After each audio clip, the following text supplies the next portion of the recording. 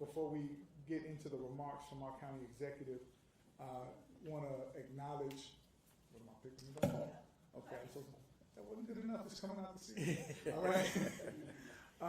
Just want to acknowledge everybody who is around the table. We have Chaz Fortune from the Youth Advocate Program. We have Rod Mitchell from Running Rebels. We have Amir Grooms from 41 for Life, Dr. Connie Kostelak from the Medical College of Wisconsin, Reggie Moore, Medical College of Wisconsin, David Sinclair from 41 for Life, Andre Robinson from Milwaukee Community Crossroads. Did I get it right? All right, that's 2026, brand new, which is the House of Advanced Peace, as well as a Credible Messenger Program in the Violence Free Zone. Vanisha Kendrick, who is the Violence Intervention Program Manager for Milwaukee County, and Hannah Echols, also from Milwaukee County. And I do want to introduce, for those who have not met yet, this is Halima Bashir, who is the daughter of Dr. Akil Bashir from the Professional Community Intervention Training Institute. And Nico, please forgive me, I forgot your last name, dear brother. Yeah. But Nico actually started with Dr. Bashir 5 years ago. One of the reasons that we're doing this today is that this is the 5-year mark of the Credible Messenger Program in Milwaukee County. And so just wanted to tee that up for today's roundtable discussion. And we will have a series of questions for those around the table. We'll have a period of time for some, like about 10, 15 minutes for free-flowing conversation. But we wanted this to be a conversation between you all and the county executive regarding youth gun violence in Milwaukee, the efforts, the things that we have seen work, the impact that has been made, and the work that there is to be done, because we know that this is never, whenever you're talking about this issue, you're never in a celebratory mode. You're always looking at how you can bring the number down to zero. And so today's a conversation about solutions and reflection. I turn it over to our county executive. Thank you. First and foremost, I want to say thank you to all of you for being here, not only for joining us for a very important discussion, but just for the work that you do day in, day out on behalf of this community. And I think it's important that you give people their flowers while they're still here to smell them. And so I just want to say thank you for your work. Personally, for me, ever since I've taken office, it's really been about how do we make sure that we all play our role when it comes down to improving the community health and the safety of Milwaukee County. And I think we do that here really by addressing the social determinants of health, whether we're talking affordable housing, whether we're talking about access to education, access to health care, access to the mental and behavioral health services that we provide. These are the things that help to stop violence from occurring.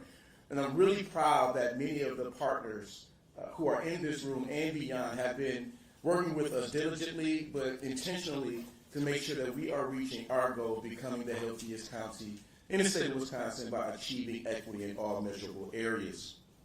But we're joined today because we know that public safety challenges remain. And I'm a kid from 53206 zip code. And so I know that there's a lot of trauma in our communities. And I know that this trauma is manifesting itself in the reckless violence that we see every single day. But all of us also understand that one life lost is one too many.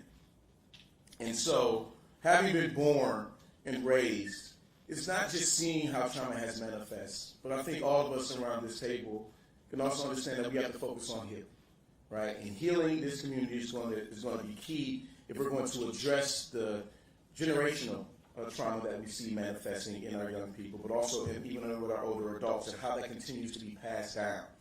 And so when it comes down to addressing violence and keeping Milwaukee County safe, we all know that we have a role to play. And we're going to continue to stand firm in making sure that we can reduce violence. We have leaders, we have community organizations, we have advocates who are out there every single day fighting back against the epidemic of violence.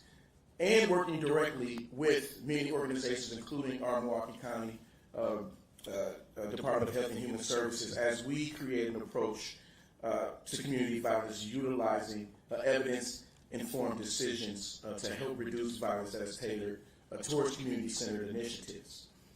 And we also believe that the best way to do this is to invest upstream. if we only focus on downstream investments, it's going to cost us a lot more on the back end, where we can make these investments on the front end and save many more lives. That helps not only prevent our youth from entering the criminal justice system in the first place, but really helps to put them on a much better path of success. Our children deserve the opportunity to write their own story of success. And that's one of the reasons why we launched the Credible Messengers program 5 years ago, to promote public safety while working directly with our young people, but particularly those who are involved in the justice system, and figuring out ways that we can intervene before any crime or violence happens. And let's be honest, this program has helped us do wonders.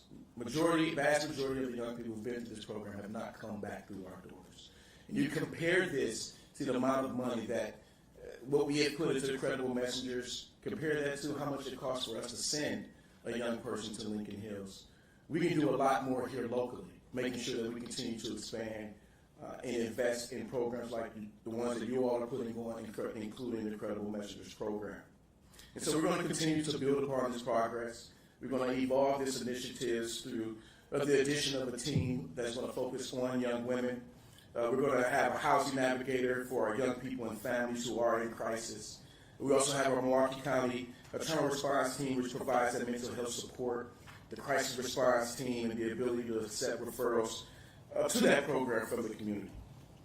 But despite the challenges, we know that the work still remains. And it's up to all of us in this room and beyond to understand what role we all play when it comes down to the prosperity of our community and eliminating violence. And in 2025, Milwaukee saw a 15% decrease in youth victims of violence and non-fatal shootings compared to 2024. Now, this data has also found that there was a 46% reduction in victims of retaliatory violence as well.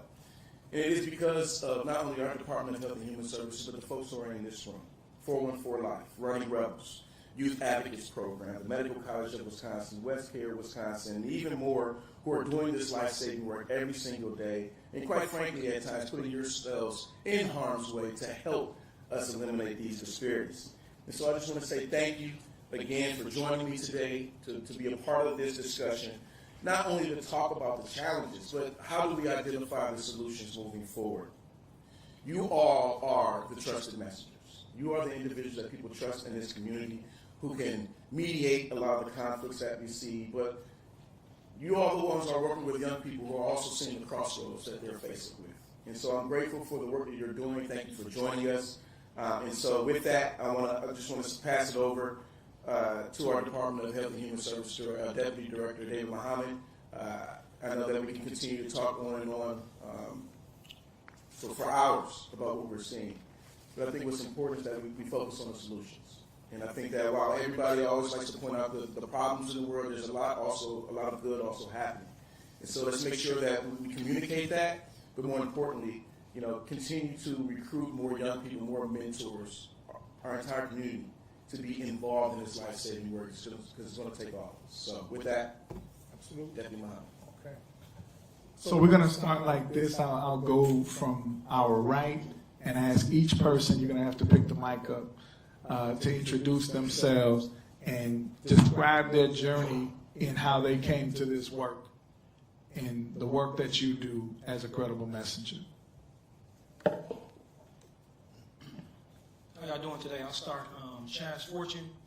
I'm the Director for Youth Advocate Programs here in Milwaukee, Wisconsin. To describe my background and my journey, born and raised in Milwaukee, Wisconsin. Started off grammar school, Henry David Thoreau. Switched over to Jackie Robinson. After Jackie Robinson, I graduated from Milwaukee Tech, which is now Bradley Tech High School. Just growing up, being around a lot of different folks. I got a shout out to Beckles Stapleton Little League as well. Grew up playing baseball. Just being around a lot of different people, a lot of different walks of life, things like that. Understanding, community at an early age. Understanding how to be, a team player. Things like that, helping out folks that are in need. Some cases, like early on, I believe that I was a credible messenger growing up. And I always say this because my parents kind of allowed me to have like company, folks that come over, things like that. And the whole time they were plotting on me, as I say now. Basically trying to figure out who I'm around, who I'm basically keeping around my company, who I'm keeping around as company, and things like that at the same time watching me. You know, anybody that came in my house was able to go in the refrigerator, grab a glass of Kool-Aid, which is dangerous now. We all know it's sugar. But other than that, I just feel like this is my journey. Graduated from Kentucky State University in 2007. I can say I've been doing this work professionally ever since then. I just understand community. I feel like I understand what, you know, people need and things like that. And I'm actually like a shoulder folks can lean on, you know, and vice versa. So I got a lot of folks that I can call and talk to as well to kind of just like, you know, get information, you know, get advice, things like that. As we all know, you can't call everybody for the same thing. You know, you can't call a plumber to help you work on your car. You know, you can't call somebody that does hair to come help you, you know, create, you know, like anything that they're not professionally involved in. But other than that, as far as naming names, as far as the young person that we've helped, I can say we had a youth, we'll call her Jane. She was about 13 years old when we got her. It took me about a month to actually lay eyes on her, but we never gave up. Here we are, I'm going to say 3 years later, this young lady's actually working at Metro Mark.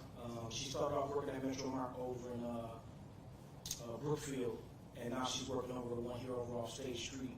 But other than that, it took a long journey for her, not going to school, just staying on her constantly, actually giving her a supportive work job.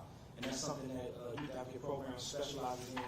We collaborate with different business owners throughout the community who actually have their own business, whether it's small, whether it's big, and we actually give them opportunities to kind of give back to themselves, to actually help us hire a youth to give them some supportive work and some actual work experience who's not actually had any work before. And she actually worked, when she first started, at a boutique here in Milwaukee, and she just strived from there. She's going to school. She's actually she's a sophomore now. She's going to be a junior this next coming year up. So just proud of her. And there's a lot of other you know, cases or things like that we can discuss with that. But actually working as a collaborative helps as well. Just being able to call other folks that do work and actually coming together to help in different situations and actually being there opposed to just not there for work, but there to be actually helping and being a part of the community and the solution as well. So creating that village we all talk about and actually being a part of it and doing the work opposed to just, you know, wanting a paycheck. And a lot of these families can pick that off as well, knowing if you're here for real or if you're here for fake. So before, I want to say we were the new kids on the block in Milwaukee, 2019, pre-COVID. Youth Advocate programs we birthed here as far as in Milwaukee. We were on an island by ourselves, we were new kids on the block. So we were going to court for youth, doing different things for youth. Youth were getting sanctions. We were just trying to figure out how could we, you know, work together to collaborate to help the other agencies get these kids to be more involved and kind of help out, you know, with the work and things like that. So that's why I think the collaboration effort kind of like took storm, because I think the collaboration is everything. I can't speak on it enough. Basically, you can't run when it's a collaboration. You know what I'm saying? We all know all the kids. Somebody knows somebody. You know what I mean? So other than that, I could talk for days about this, but I'm going to pass the mic. Yes, sir. No, you good. We're going to talk about the collaboration. We're going to get there. I'm sorry, But you got to be passionate. That's right. That's just me. I'm sorry, y'all, man. Please, yes, sir. Rod Mitchell, one of the Rebels. My journey was full of mistakes. Getting here, full of mistakes. I'll give you a real quick one. I was in a teaching capacity for a long time. I was in one of the roughest spots in Milwaukee County, 23rd Center.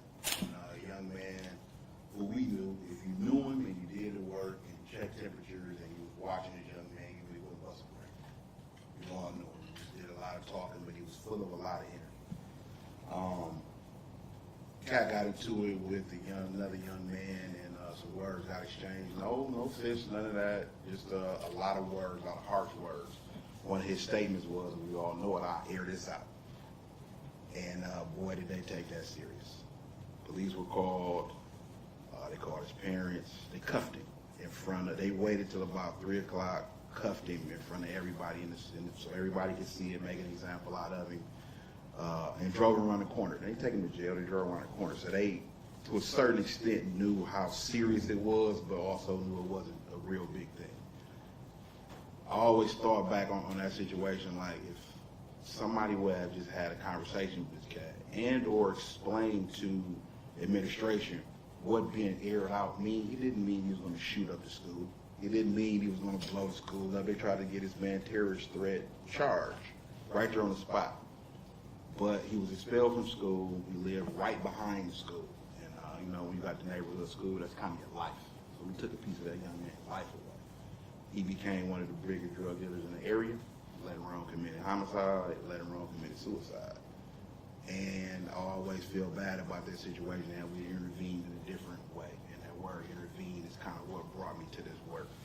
It's the understanding. If it had been at the level before it got to police, if it had been the level before it got to administration, let's have a conversation to make everybody culturally competent about what that young man is going through, what will cause him to go to that great length to speak those kind of words, and also explain to those who maybe weren't familiar with those words, familiar with the anger that young man might be facing, how we could have said to the young man, he might be sitting at this table doing his work for all we know. But that's what kind of brought me, among other things, getting in trouble myself, seeing some things I know I shouldn't have at a young age, doing some things I absolutely know I shouldn't be doing at a young age, brought me into this work. But I'm here, and I got my brothers and sisters around this table to help. We were speaking about a collaboration I'll have. I don't move without people. And I'm a supervisor. I'm not the desk guy. My super sitting behind me. She knows, I got paperwork due, but at the same time, these kids call me, I'm going. One more real quick, when you talk about this work, I had a conversation, one of the staff called me, like, I just can't get it together. I can't keep it together. I'm like, what's going on? Matter of fact, I'm pulling up. That's what we do for our kids, right? One out for the staff. When I got there, he was like, man, I quit. I'm like, what's up? He's like, man, another one of my kids got killed. I said, man, I hate to say it, but we're kind of all in that boat. We all just lost something. He's like, yeah, but I'm tired. I said, dude, if you quit, if you walk away, how many other people are not going to get your blessing or get what you got to add to this work? Talk about the work we do. It's not just the youth and families. It's also us. We got to keep us out there. So he's on this lab. So We're going to keep it moving. And we got a whole table to get around, too. So let's share impactful, but also mindful of time. Yes, sir. Good morning. My name is Amir Grooms. I'm the outreach lead for Life. And kind of like a lot of the brothers at the table, my journey started as a young person, being system impacted from 13 all the way up until now, in and out of juvenile detentions, robbing. That was my main thing. I was robbing people when I was 14. So I'm understanding the trajectory that our young people are going through now. I understand the mind frame that they go through. When I turned 18, I went to prison for 30 years. I did 18 years in prison for homicide. And during that time, I did a lot of things to kind of get myself on track. It took a while. I was still going to prison gang banging. I was still the same person. But it took years, 7 years at max, for me to really figure it out. Like, damn, this ain't where I want to be.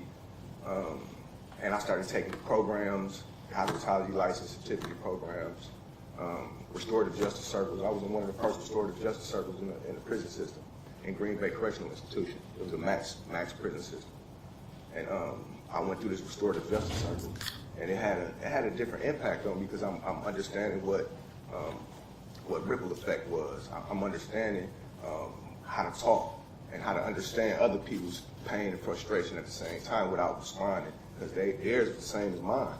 So I'm understanding this stuff on a different level. Some people wouldn't understand it unless they went through it. And coming home in 2016, I started doing community work, volunteering, cutting hair. I'm a barber by trade. I own a barber shop here in Milwaukee, Wisconsin. And I'm a barber by trade, so I was wanting to get my hands in volunteering any way I could when I came home from prison. So I started just cutting hair for free. Going to different events, cutting the young men here that wanted their haircut, just doing it for free. And I got introduced to a brother named Majibu. He was one of the brothers that really kind of changed the trajectory of my thoughts about community work, running into this brother. In 2017, he had Heal the Hood, 12 years strong right now. And he was like, bro, come cut here. I got no problem with that. So I go cut here at his place every year. I've been doing it every year, but since I've been home 10 years now, almost 10 years. In May 17th, it'll be 10 years I'll be home. And I'm still on active parole, FYI. So I'm doing this work and around these young people that can actually really put me back in prison. But at the same time, I'm knowing the effect that I have because the passion I got for the work and the understanding that I got with what they going through. They go through this. They going through the same thing I went through. Single parent household. My mom was a single parent. We grew up in this homeless, part time with family. So I'm seeing all of this stuff, and I'm understanding now on a different level, working with credible messengers and for life in medical college. That it's a system. It's a rotating system. It don't stop until somebody changes. So I'm trying to be that person that's able to change that in their life. And I'm actively doing it through the Credible Messenger program. I've probably been with the Credible Messenger program for the last 2 years since I've been with 4 for Life. And it's a dope program, meaning the touch points that we have with our youth, the impact that we have, like it's really intentional. It's not just talk to them and how you doing, that's it. Like I gotta really listen to them. I really gotta pay attention. I really gotta see where they're struggling at. Because I can understand that for myself. Like, damn, this is where I was struggling at. Maybe they struggling in the same spot. Even though the times is different, the same system is in place. So for myself, working with Credible Messenger is a big part of me, not only me growing, because it helped me grow as well. It's not just the youth that's impacted by it. I was impacted by it. Being somebody who's incarcerated, being somebody who went through the system, being somebody that single parent household, being somebody that's on the lower poverty line. I get it. So me being able to do that with them is everything. And that's kind of my story. It's a whole lot more, but I know we got to keep it moving. So Thank you. Thank you. So, Connie, I know you're not a direct practitioner. Let me hit the green button. Not a direct practitioner, but somebody who has seen the evolution of this work. You also see the data on a daily basis. If you want to speak to the impact of this as an intervention and the value of it in the CVI ecosystem, it would be good. Absolutely. So thanks so much. I'm Connie Kostelak. I'm an assistant professor at the Medical College of Wisconsin. And as David indicated, I'm not a practitioner. I see my role as helping to support the work that the practitioners are doing on a daily basis. If we can't measure what's happening, if we can't analyze data to understand who's being impacted by violence, if we can't understand what interventions are working and who they're working for, then we're limited in our effectiveness. So our role is really to help, from my perspective, to understand what's happening with violence in the community, what's happening with the role of our Credible Messenger programs, but then also to amplify that work, right? To show what the progress has been. As the county executive mentioned, we saw a substantial decrease this last year in particularly violent incidents, so homicides and shootings involving young people. That's progress, and that's progress we want to see continue. And part of that is understanding where these Credible Messenger programs fit in and how they work to really reach the young people that are at risk or involved in violence. And we're seeing great progress there from all the programs. So I think when we think about how it fits in the overall ecosystem, we really need to understand how each program is working, but also, as we've heard a couple times already, how they are working together. And that's one of the areas where I think we're seeing the most progress in the last few years, is how these aren't, we're moving away from being siloed efforts and we're moving into much more coordinated efforts. So I'm sure I'll have a chance to share a little bit more as we go, but really feel privileged to be part of the work helping to support the ecosystem and the progress that we're seeing in saving lives and keeping people safe and giving young people different opportunities to head in a direction that, as our partners have already indicated, can really be life-altering for people going forward.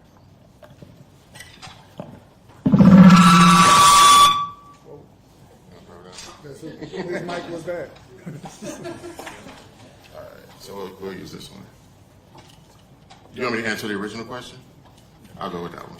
So Reggie Moore, Director, Division of Community Safety, Policy and Engagement at the Medical College of Wisconsin. I actually grew up about 4 blocks from here in Waco in public housing. Lapham Park, before it was called Carver Homes, along with Hillside. That was kind of my stomping grounds. And so went to 9th Street before they tore it down and built Elm Street. Went to Seaford Elementary, which is about a block from here, and then the rest is kind of history in terms of. So who went to Tech House? Oh, okay, a couple people. All right.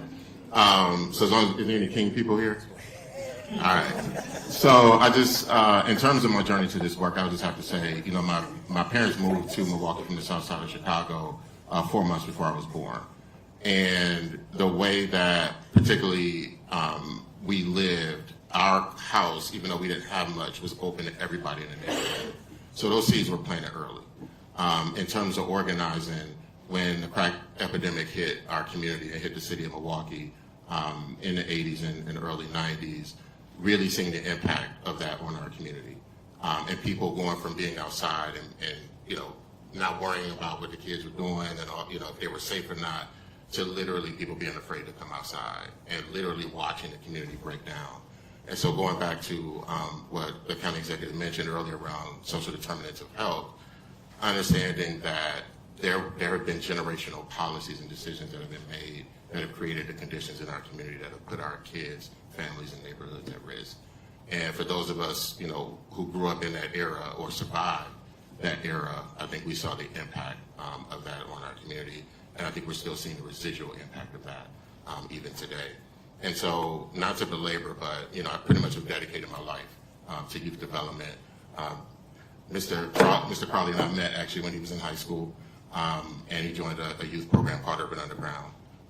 And one of the things that when we designed Urban Underground is that it was not focused on kids who were in trouble or kids who were excelling academically. It was for any young person that wanted to change their life and change the world. And although some of the young people who've gone through that program say that we saved their lives and changed their lives, I think that we were just really effective talent scouts. And the brilliance and leadership of this brother here, and it's an honor to sit across the table from you and seeing your entire journey, I think really underscores the impact of the work that everybody in this room does. Is that, yes, we have to start with preserving their lives, but we also have to build their potential, their power, and we have to create opportunity. And so just in terms of violence prevention, I led the City of Milwaukee's Office of Violence Prevention before going to the medical college, where a lot of my work is now more statewide and national, but heavily supporting the work in Milwaukee with 4-1 for Life being under our division, under the amazing leadership of Lynn Lewis. And so it's really an honor to serve, and to serve all of you and to give support to this work. So thank you for inviting me here. Good morning, everybody. My name is David Sinclair. I'm the outreach supervisor for 4-1 for Life. My journey to the work has started at a very early age. I grew up in the Highland Park projects here in Milwaukee, not too far from here. We were a community of people that, you know, were at the intersection of hopelessness. And my parents, coming from being part of the civil rights movement, being involved in various community engagement efforts, we was kind of homegrown, so I was kind of like built into, like kind of walked into the work. But what really drove me to get here to this point was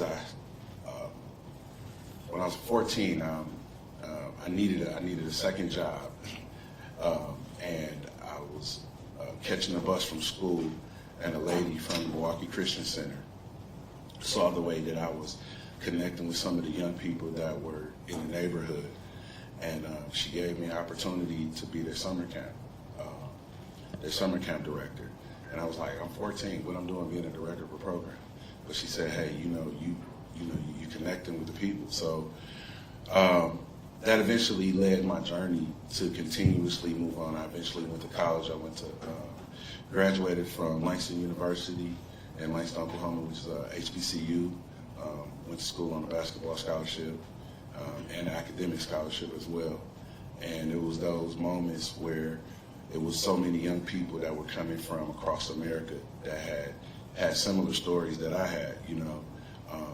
A lot of us were definitely ingrained in some of the subcultures that happened in the hood, dealing with some of the social deterrents, but were able to make it out. And I just always felt the need to say, hey, I want to go back and connect. And as I got here, I started working at a group home that dealt with justice impacted youth.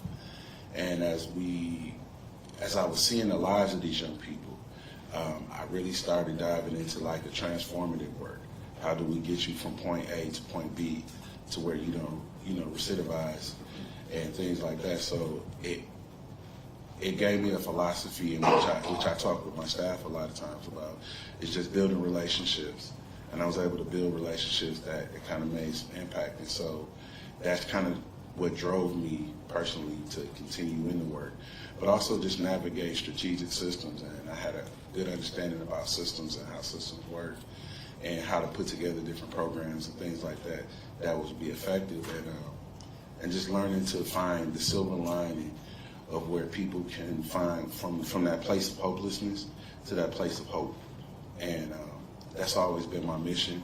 That's always been kind of something where I dedicated. So being a credible messenger, coming from the same place, coming from different avenues, also being able to say one that got away, that was able to succeed from those conditions.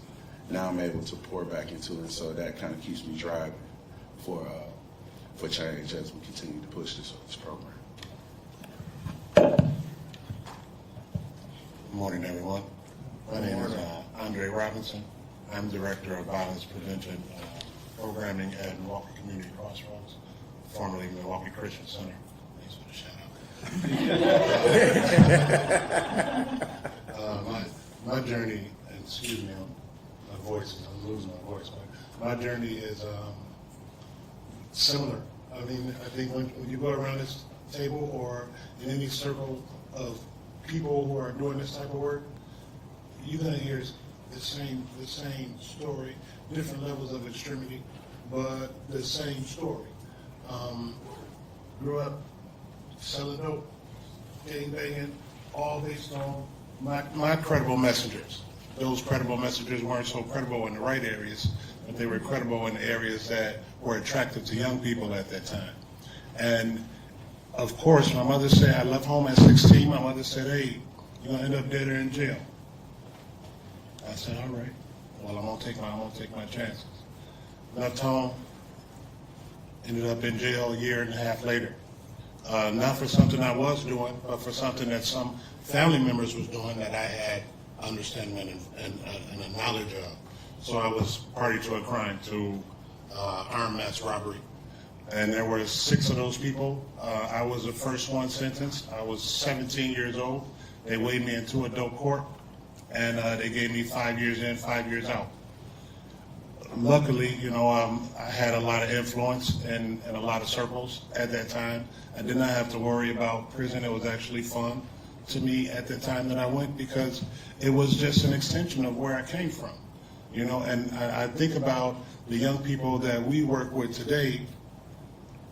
They have the same issue as far as who their credible messengers are, what their goals are, who they see on TV, who they see on videos, what music they listen to. All of this stuff directs their movement. And I'm like, man, I got to do something when I get out of here. And God bless me. He put me in front of a lady named Janice Wilberg. And this lady was the Director of Planning and Research at the Social Development Commission. She told me, she says, hey, can you write? I says, yeah, I'm pretty good at it. She says, I'm going to give you a topic, go in that cubicle and sell me on it. You got 30 minutes. I went in the cubicle. I wrote what I wrote in 15 minutes. I brought it back to her. It was 8 pages long. I gave it to her. She put the little reading glasses down on the bridge of her nose, and she looked at me, and she pulled out this red pen, and she commenced to just murder my paper. And it was so red, it was bloody looking.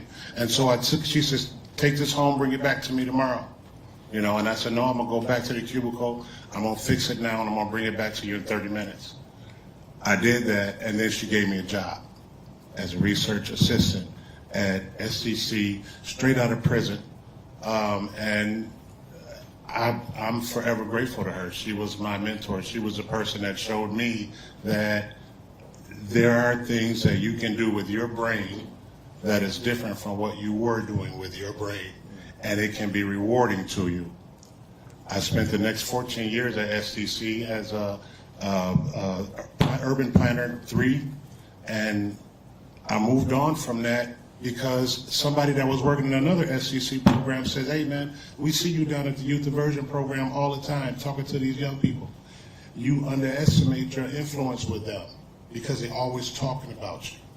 And so I said, all right, let me keep going. And then cutbacks came at SCC and different leadership, and the whole thing changed. And I said, I don't want to deal with this no more. So I went and volunteered for an entire year at the youth diversion program and then the Latino Community Center. At the Latino Community Center, I was given an opportunity to start a program that was mentoring young people that were doing the same things that I had been doing growing up. And I said, man, if I had the opportunity to have one of those people in my life when I was coming up, things would have been different. So let me be that change. And man, from there came Violence Free Zone. And Violence Free Zone started in 2005 at South Division. And that year, it was the most violent school in the city. And 3 of us went in that school and we observed things for 3 months without talking to people, aside from saying hello, but we had to find out what the problem was. And the problem was there's 13 different gangs inside the school. And administration don't know how to deal with these gangs. They don't know how to separate these gangs. They don't know the culture of the gangs. They can't even feel the tension in a building when something's about to pop off.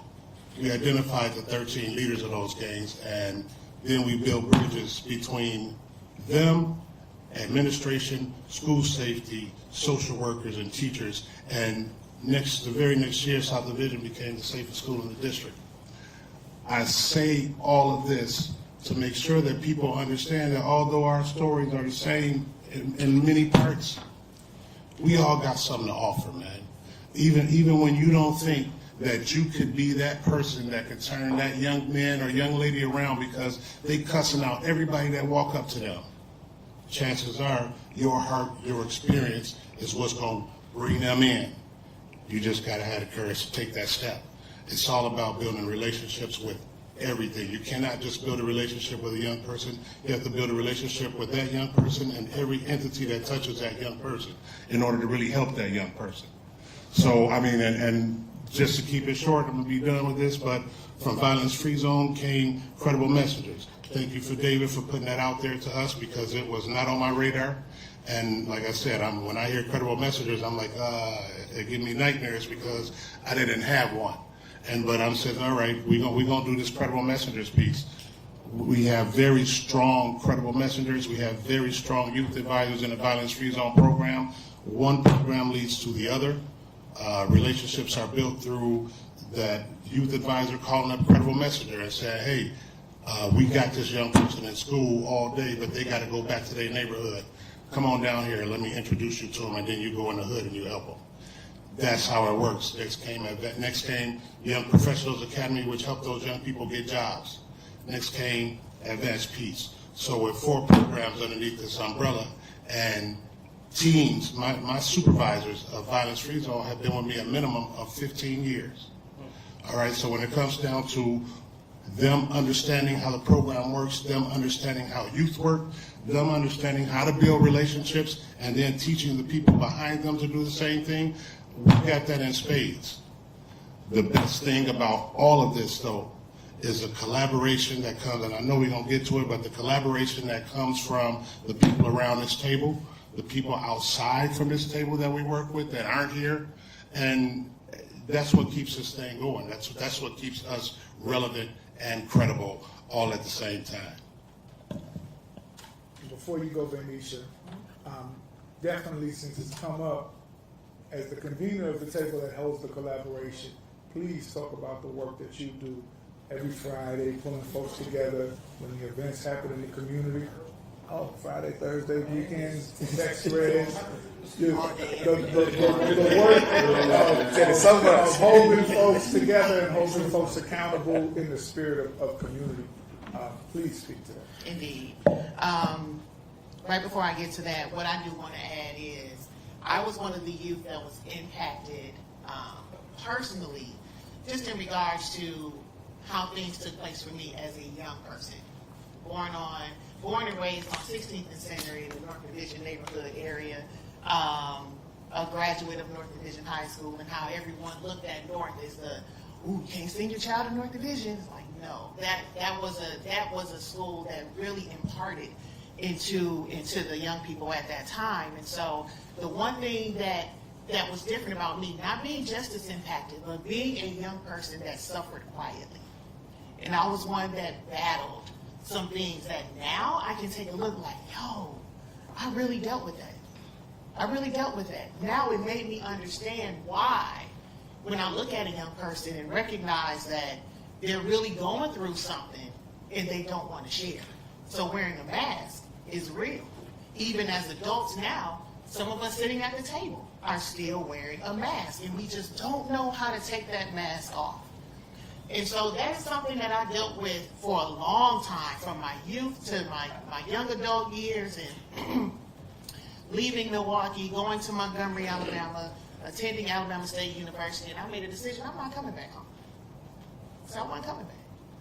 And I wasn't coming back for reasons that, are my own, but it's interesting how God will shift some things, and excuse me for going there, but it's interesting how some things will shift, because things will happen to make you go back to where your assignment is.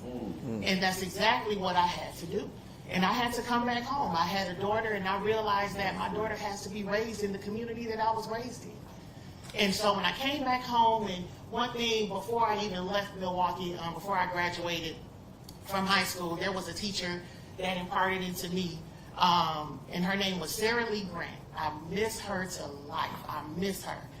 But Miss Grant pulled something out of me that I never knew I had, and it was the gift of dance.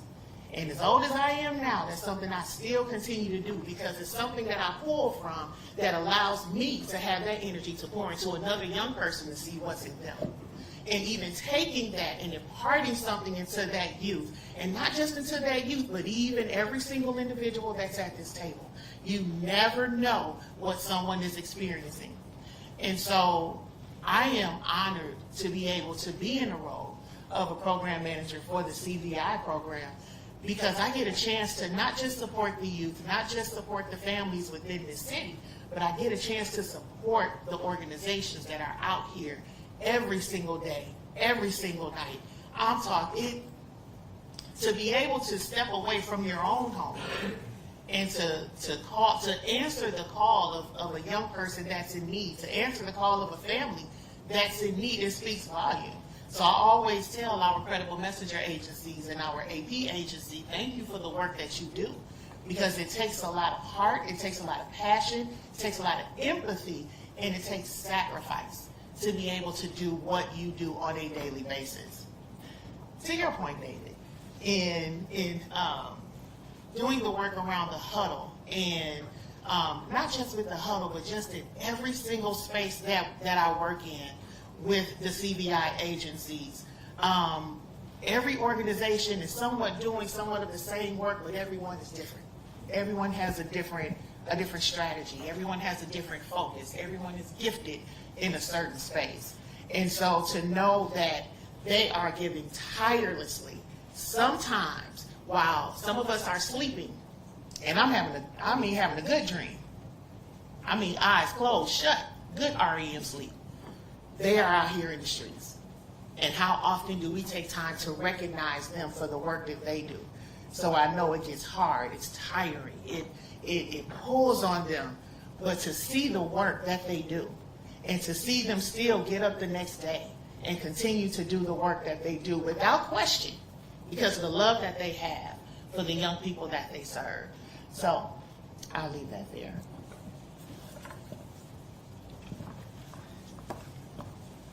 Good morning, everyone. Good morning. How's everybody doing? Good. Good. My name is Halima Bashir, and I'm the Executive Director for the BUILD program, PCITI, which is the Professional Community Intervention Training Institute. I will say, and I'm going to just stick to it, Brother David, when it comes to the work, I started at a very young age. And I would like to say that I had the best teacher in this work, and that was my father, Dr. Akil Bashir. As many of you guys may know him as the commander. He brought out a lot in me when it came to my resilience, when it came to my determination, when it came to my greatness. And that is something that I just want to make sure that I'm giving back. When it comes to specifically, I want to speak on just doing this work.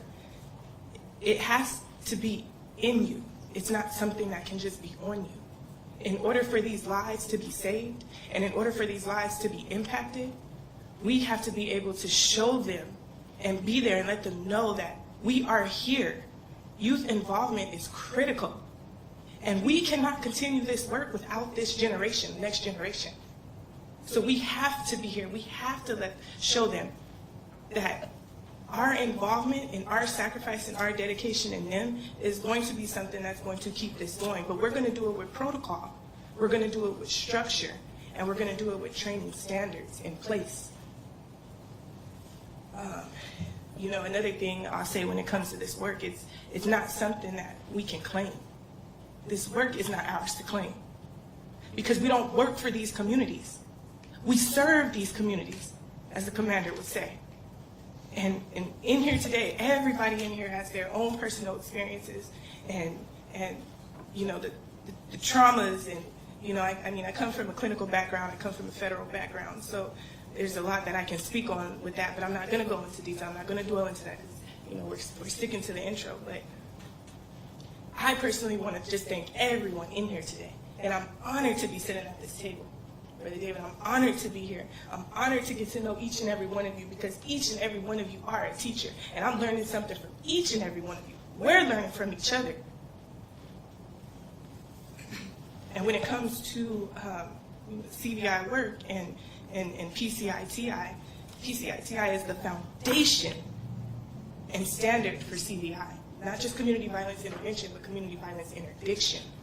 Because we want to get to the reason of why this is happening, why such behaviors are happening, and what can we do to intervene to help with a lot of that psychological dysfunctionality. So, you know, one of my goals in the organization, we have Brother Nico here from the leadership team, is making sure that youth involvement is a key goal. It's key. The youth are not part of, the solution. They are the culture. And I say that, and I'm going to reiterate that. They are not part of the solution. They're the solution and they're the culture.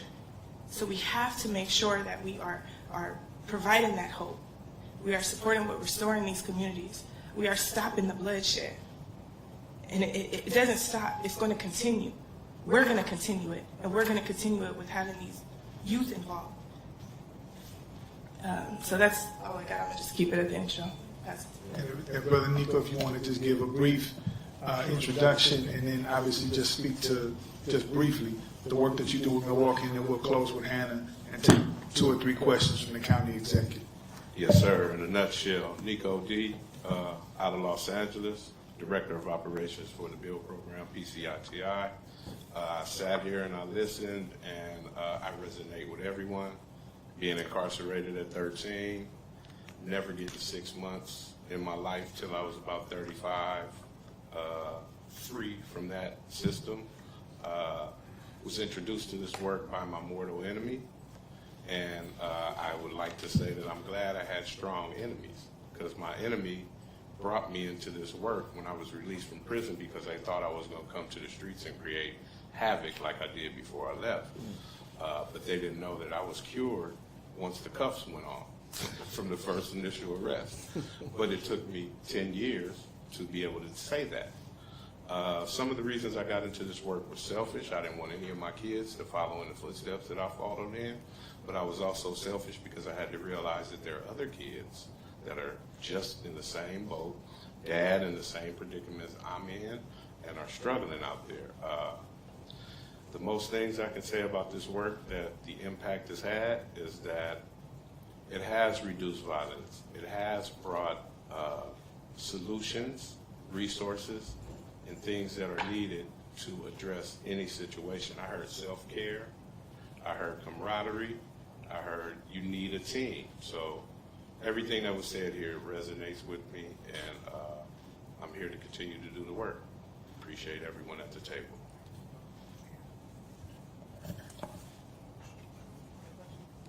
So I'm going to tee this up. You're the last person to speak before we go into a couple questions. Hannah is our housing navigator. She's a resource that everybody uses, and she is available consistently, but this is a hard labor as well. And I just want you to speak to the value of the work that folks are doing, but also the need of housing and how it intersects with it. All right, I'm Hannah Eccles. I am the housing navigator for the DHHS Community Violence Housing Services. Housing is very important in this role because, like everybody else said, even in the homeless space or the housing space, these families are often counted out, right? They're not street homeless. They're not homeless because of any other reason besides community violence, and they're looked at in a negative light, so people don't even want to be bothered or kind of take the chance with them. So my role is to advocate for them in the housing space, just like everybody else is advocating for them in the community and in the schools and in places of employment. We all collaborate wonderfully. Everybody, like David said, I'm available for everybody, but everybody's available for me. We all work together to make sure that people are housed, the families are able to stay in the housing, but also able to sustain the rest of their life. As for this work, I started doing this work, 2017, I was like 21, yeah. I started working with the youth justice involved youth because a lot of times, just like now, they're still counted out, and growing up, there's a lot of times I was counted out, but I was also counted in. So I think it just takes the right people to advocate and speak for these families in every capacity in order to give them a quality of life and a life worth living. First and foremost, I just want to say thank you for sharing your why. I think it's extremely important, especially being in this work, understanding what is the fuel that lights the fire in your belly to do this work every single day is extremely important. So I just want to say thank you, because it takes a certain level of vulnerability, right? Not just to share this here, but to share it with young people as well, to build those relationships.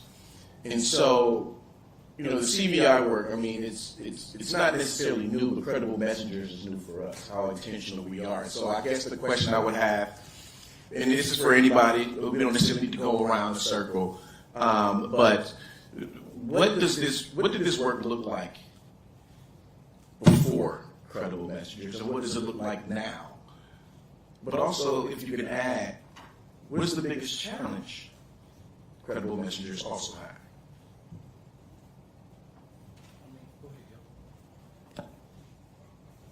I can start with one of the challenges. One of the challenges is lack of staff. We need more credible messengers. We need more people because it's a handful of us that's doing it, and to expand it more is vitally important. Like I can't work with 10 young people and be intentional. You got to really be intentional, not just you check in on, hey, how you doing? What you got going on? You ain't in trouble, that's good. You can't just do that. Like Andre said, you got to check in with the families. You got to make sure the family's straight. Because if I'm working with 5 young people, that's 5 families I'm engaged with. And it's not just 5, it could be 20. Because you got brothers, sisters, mom, grandma, all these people involved in it. So more people, more staff is very important for the program. It's impactful now, but it can be a whole lot more impactful if we have more people that's doing it. Again, Chad's fortune here. I'm going to speak to what it looked like before. As I stated before, we were the new kids on the block. Youth advocate programs came to Milwaukee in 2019. People were working in silos by default, I want to say. I'm fair in saying that. Not knowing what other programs did, not knowing what other programs provided. So by being the new kids on the block, we were forced to kind of understand what was surrounding the kids and what services they needed to have. So we had to connect with different agencies. We had to connect with different people who were supposed to be doing, like, their therapy sessions, or, the agencies that were sanctioning them for not complying with phone calls or complying with visits and things like that. So it was our job to say, hey, let's work together. Let's try to get this in order so this youth and family can actually have a healing, space, and a space to where they can actually grow from the program and things like that. And if we work together, we can actually make some progress as a whole. And ever since then, I mean, it just kind of birthed itself, it seems like. I commend the collaboration. I mean, even through thick and thin, we have our ups and downs. We have our, we bash heads sometimes, however it goes, but that's in-house, and we work that out. And like I said, when it's like that, it's not even like a bad thing. It's just like, okay, we go into the battle of, I would love to go back and forth about helping somebody. That's the best thing in the world. We're going back and forth about how we can help these people. We arguing about how we can help this family or this person. So I'm going to keep it there, but that's what it looked like before. And I can honestly say that it's greatly improved. And I can call any one of these folks at this table, anybody behind me, and they answer the phone. Or if not, they make sure they call right back Johnny on the spot to make sure we got what we need or any resource they can provide for us. They're going to actually help us with it. I can say that what it looked like before is kind of what it looks like right now. The difference is, like Chad said, no collaboration. People didn't know what was out there, and they didn't care. They knew what they were doing, and that's what they focused on, which created the silos. The bottom line, though, is that what it looks like now is totally different in that respect, is that we can call on one another. We individually, we do know that we are not super women and super men. We cannot save this community by ourselves, and that we need to plug in, tap in with whoever we know is really doing this work. And we know if you're really doing the work because the young people talking about you. They talking about your program. They looking for your logo. They looking for you. And if one person on any one of those teams had anything to do with that young person getting to their next level, they spreading the word. The other thing that's different is that when what it looked like before, it was different because we didn't know Dr. Bashir. May he rest in peace. Dr. Bashir came through and not only put the curriculum in front of you and spoke, but he also came through and you could talk to him one-on-one. You could say, Dr. Bashir, this is the issue that I have been dealing with for the last 22 years. Tell me what I can do to improve that. And he says, hey, that's coming in the next session. Make sure you're in the room. And then come out, and then he wouldn't even talk about it. He would say, hey, you had something to say to me on a break. I want you to say it to the group. And that's when that conversation started. That's also when a lot of us started to see that we wasn't in this by ourselves.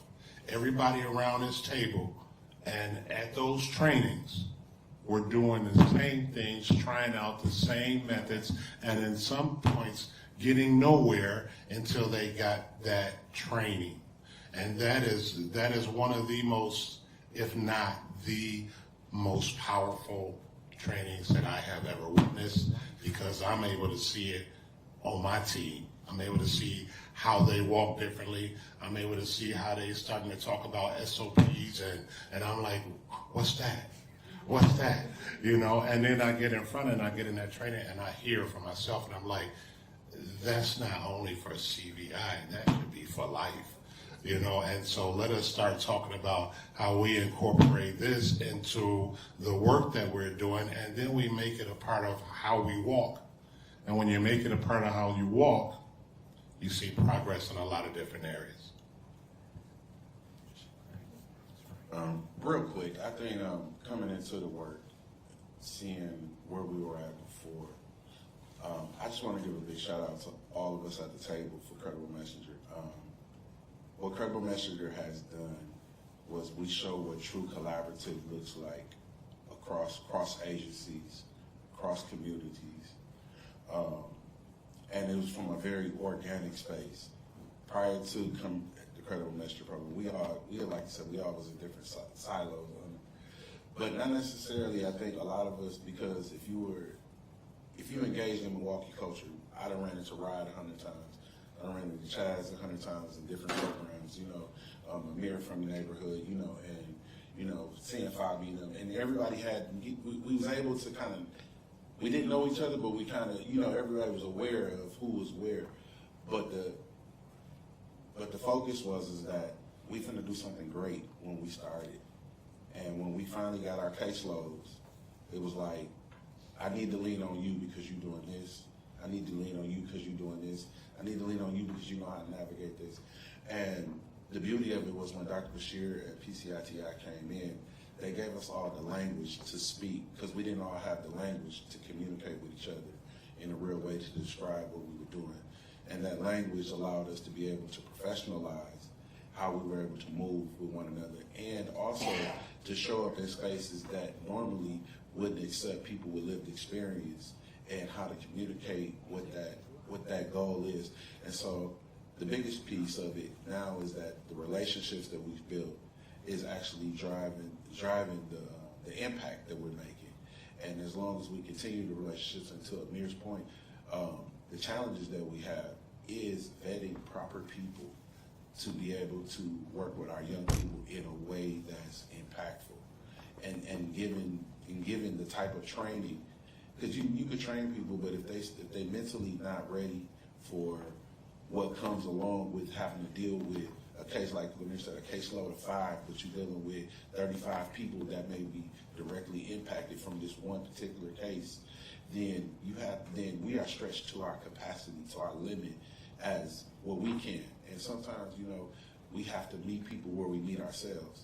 And sometimes, and because of that, we can be limited in how far we can go. But the good part about it is that even though that's a challenge, we would like to see more municipal investment in our program, because we can't sit and give resources to the young peoples and the families that we have, and we got credible messengers struggling just to keep their lights on, and that's a very real issue, because what happens is disheartens how the work is. Here is, you got, I've seen many times Amir might not even have gas, but then he trying to go pick up 4 or 5 kids to make sure that they come to programming because we got some intentional work that we want to do with them. It's things like that. Chaz making sure kids have licenses. The ones that are aged, make sure they get their license. Hey, you need an ID. We trying to get you to work. Even when he looking at his payroll check, like, man, I done just spent $45. Just with all the young people, and so and even right after hours. Hey, buddy, we at the game. We had a game, a high school game. We had a high school game. And there was young people getting ready to have a whole altercation. Rod didn't even know I was there. I called Rod. I said, Rod, you here? Yeah, I'm here. Okay, cool. Now we galvanizing young people to be able to, and here we are with our own families trying to just enjoy, their successes, but now we didn't have to put that on hold to be able to do that. And that doesn't reflect in salary all the time. And so a lot of times we have to make sure that we are taking care of the caretakers of the community. And I think that's one of the biggest challenges that we have. Hey, my colleagues around this table being very candid about what this work looks like. I unfortunately am not, as a candid individual, look around the table. Everybody got 2 phones, people touching on them and carrying on. That's what this work looks like. It look like 2 phones. It look like non-stop. It's not a job, it's a lifestyle. It's a lifestyle. Yeah. You hear me? Like you said, you got to live this thing. I'm sitting in my seat right? Mm-hmm. I sat right there for a reason, so I can see that door and these windows. You live this thing. It's not just something you come to. Some of that stuff you can't teach. Right. The work looks like long hours. It looks like not seeing my son, not seeing my person at home.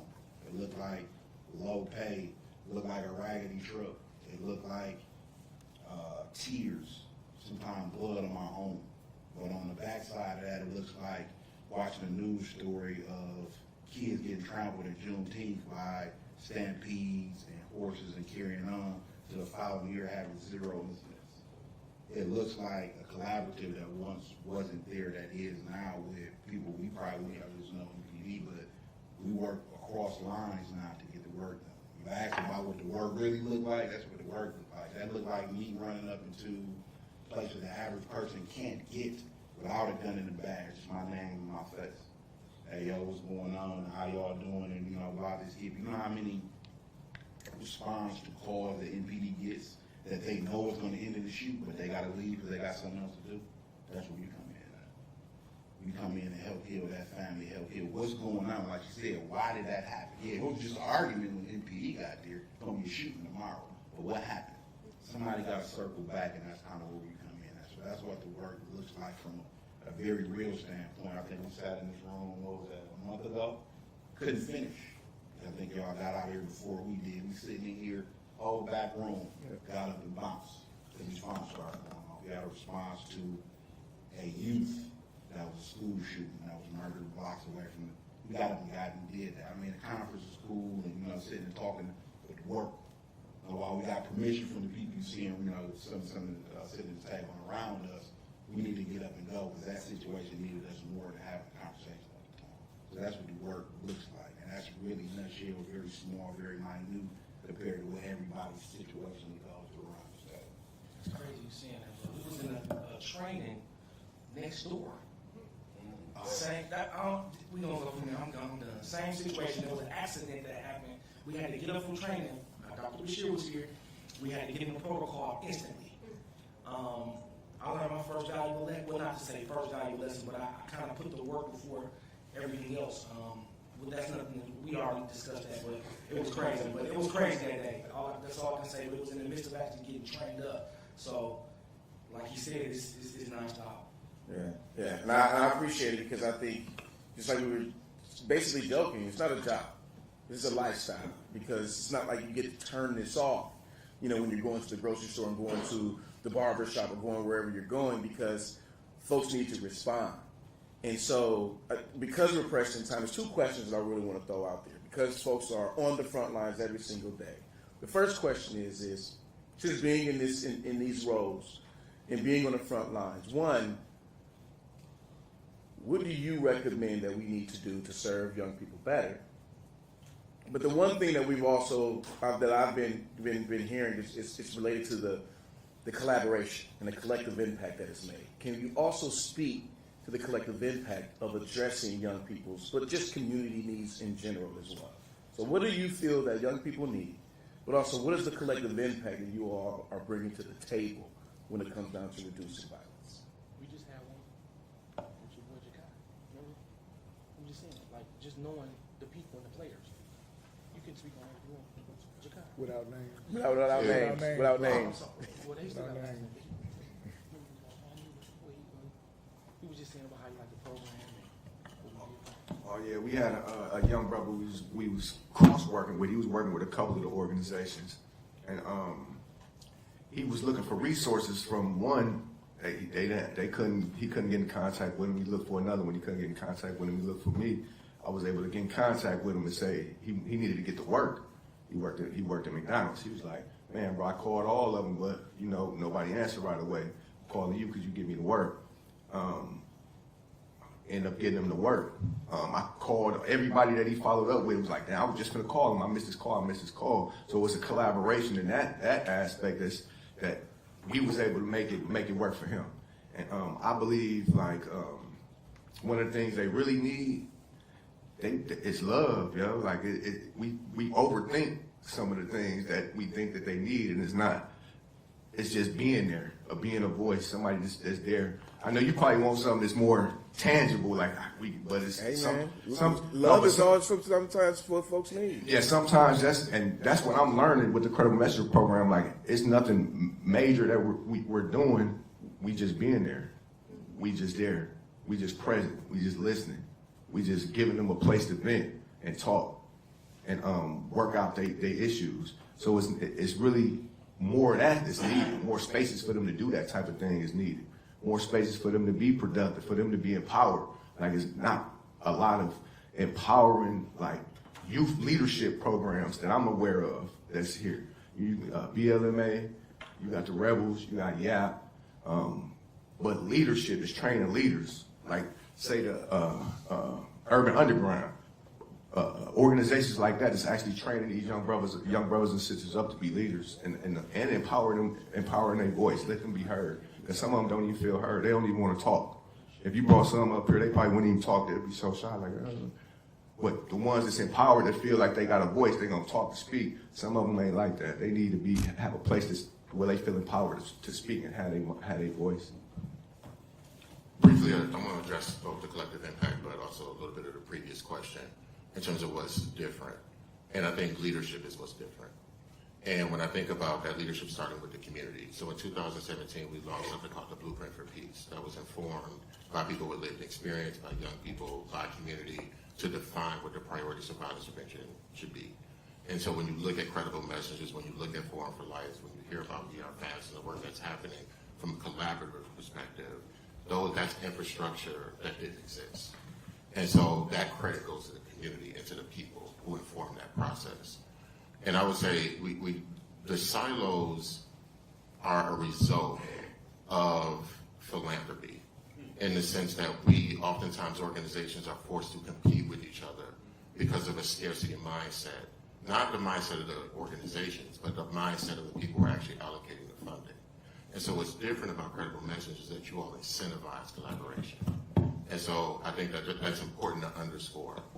And lastly, I'll just say in terms of what young people need, also connected to what's different, I think unfortunately we have just made peace, or some people have made peace watching young people go through the system like a revolving door. And what's different is a vision to say, how do we intervene? That there's no wrong door. I think you all coined that term. Right. And how do we ensure that young people get what they need, and we shouldn't have to wait for them to get in trouble to get it. And so I think the leadership of the county in that way, aligning a lot of the services that you all do with the Blueprint, and the consistency and the dedication to that work has been critically important. And I'll just jump in kind of across a number of the questions that just came up. Part of it, I think, is we are in a different position now in terms of what we know about what's working and what we know about change in the community. And that's both from commitment from all of the agencies that are doing the work to measuring what's happening, because again, we want to continue the things that are working and enhance those, and make sure that we're moving in the direction of supporting what's most effective within the community. But then we're also able to more regularly monitor what's happening at a community level as well, and looking for those really system level changes that we're seeing, and being able to quantify that on a regular basis. And then even being able to partner with national partners who are looking at what's the cost of a homicide and non-fatal shooting. We know from the National Institute for Criminal Justice Reform that a homicide alone is about $2 million in fairly direct costs to the community, and that's not accounting for the loss of life and the impact on families and the impact on neighborhoods and impact on the community. A non-fatal shooting is over $600,000. If we think about the impact of the work that everyone at the table is doing and other partners in the community, every time there is prevention of a shooting, prevention of a homicide, that is significant from a cost perspective and so significant from a trauma and impact on the community. And the one other thing I'll say, and I think we're making a lot of progress in this regard, is for young people, making sure that their voice is directly heard, making sure that when we're convening, when we're gathering together to talk about solutions, that it's with young people as part of that process, and with the credible messengers, with Advanced Peace, we're seeing much more emphasis on that. It's so critical to making sure that the solutions are with the young people that are impacted and not just coming from kind of the system level of what's happening. And I just want to add to that, we create the structure, and we have to uphold that standard and uphold that structure. So we don't just address the surface behavior. We have to look beyond that, and we have to identify those underlying drivers and patterns that are connected to that dysfunctionality. I just want to leave there. So in the final moments, I just want to say thank you to everybody for the effort, for the integrity, and for the honesty in this conversation. This is an effort that we did not want to see end. It didn't start with ARPA. It started with youth aid dollars that the county had in surplus for bringing youth home from Lincoln Hills. And I think that's important. It will need to continue And so we'll need to address those underlying factors that are rooted in some of the challenges and social determinants of health that we see in the community. But this is not about people being, having an inclination towards wrongdoing. It is about being the product of our circumstances as much as it is about a basic need that is going unmet that we can respond to. So I'd like for the county executive to give any closing thoughts or remarks, but just want to give yourselves, if you would clap it up for yourselves and the work that you do.